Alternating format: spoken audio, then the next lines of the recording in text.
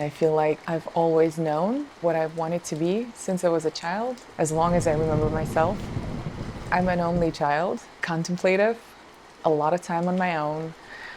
I feel like what I'm doing now is just a sort of amplified version of what I've always been doing, which is a lot of walking and observing. My name is Anastasia Samoylova. I'm an artist and photographer based in Miami Beach. I was born in the south of Russia, closer to Georgia than to Moscow. I studied environmental design, and we used to build models of spaces by hand. So everything was physical, and it needed to be recorded for critiques. So I picked up a camera. Well, actually, my mother took out a one-year loan to get me one of the early digital cameras, and it was a 5-megapixel camera that I still have somewhere, and it just blew my mind. We did 5 years of painting, sculpture, and then all those exercises that trained you to think about the medium itself channeled its way into my photography, which is very much concerned with space. So any image you see of mine is a bit meta. You can't take it at face value.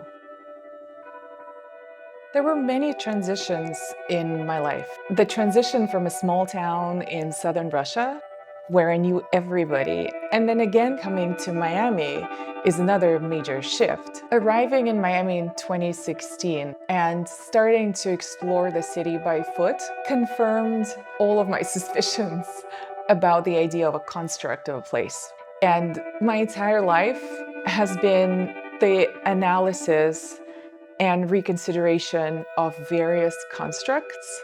And then coming to Miami, it was again this sort of the deconstruction of an illusion that was perfect for my work, very problematic for me as a citizen or an inhabitant of a place where you really question how you can put your roots down when it's so vulnerable climatically and so prone to, as we now see, to gentrification and all these other factors that make it difficult to live here.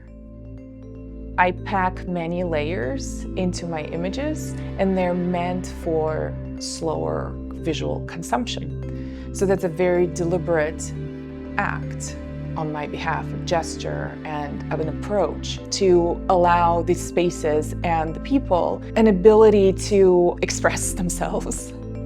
There's definitely the decisive moment aspect of it, Cartier-Bresson's term. I watch for the alignment of shapes, so the formal elements of the composition come first. Most of the time, it's location-driven. So I see a space, I position myself, and then unless the composition is already there and it says everything it needs to say, I often wait for the right moment.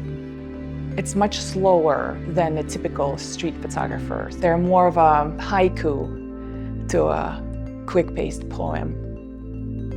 So the mixed media works that I continue to make is still dependent on my photography. So my work in collage uses the source imagery that I create in the streets.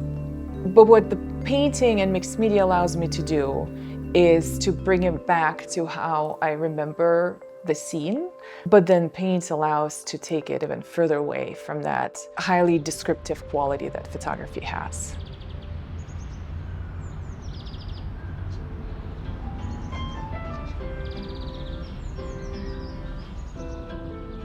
Being in Miami as an immigrant, first-generation immigrant, is wonderful.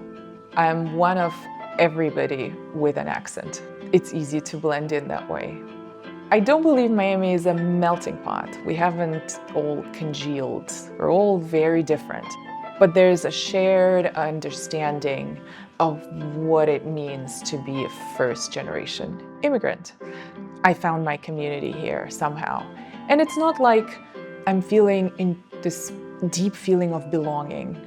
I think being an artist comes out of a feeling of not quite belonging.